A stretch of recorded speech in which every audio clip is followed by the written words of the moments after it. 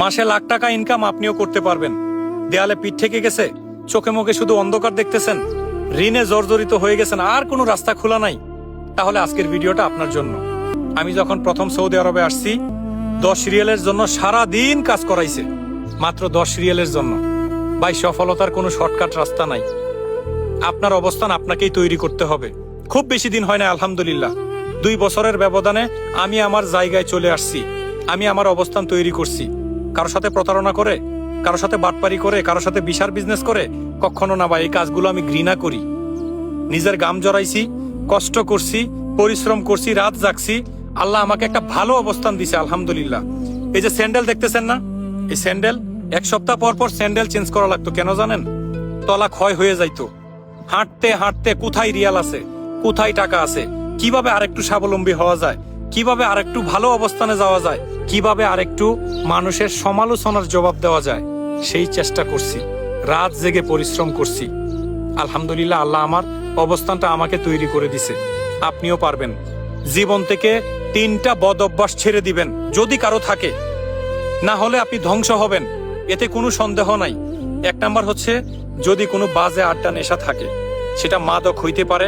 2 number হচ্ছে online betting, জুয়ার মতো ভয়ঙ্কর নিকৃষ্টতম কাজগুলো ছেড়ে দিতে হবে।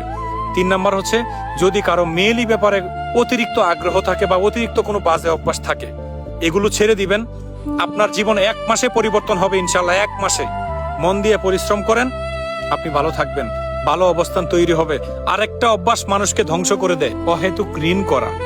এই ঋণে যারা জর্জরিত, এই চক্করে যারা পড়ে গেছেন, ঋণের মতো ভয়ঙ্কর ফাঁদে, কিস্তি সুবিধা এই সেই, এগুলোতে যারা পড়ে গেছেন, এখান থেকে বের হয়ে আসেন। খুব বেশি ইমার্জেন্সি কারণ ব্যতীত কখনো ঋণ করবেন না। ঋণ করবেন, আপনি শেষ।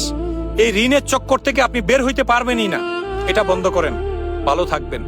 চেষ্টা করেন সময়ের কাজ সময়ে করার চেষ্টা করেন। নিজের প্রতিভা কি আছে, আপনি কোন কাজে পারদর্শী, কোন কাজে আপনি দক্ষ, সেই কাজটাই করেন। আপনি পারেন ড্রাইভিং, আপনি এখন যদি হাতুড়ি নিয়ে যায় রাজমিস্ত্রি কাজ করেন, আপনি সফল হইতে পারবেন না, আপনি ঘুরে দাঁড়াইতেও পারবেন না। আপনি যেই কাজে দক্ষ, আমি আপনার জায়গায় যাইতে পারবো না, আপনি আমার মাথা নিতে পারবেন না। আপনার যে প্রতিভা আছে, আপনার যেই কাজ জানা আছে, আপনি যেখানে ভালো কিছু করতে পারবেন, আপনাকে সেটাই করতে হবে ভাই। সফলতার কোনো শর্টকাট রাস্তা নাই। আপনাকে খেটেই বড় হতে হবে। আপনার পায়ের তলার মাটি আপনাকেই শক্ত করতে হবে।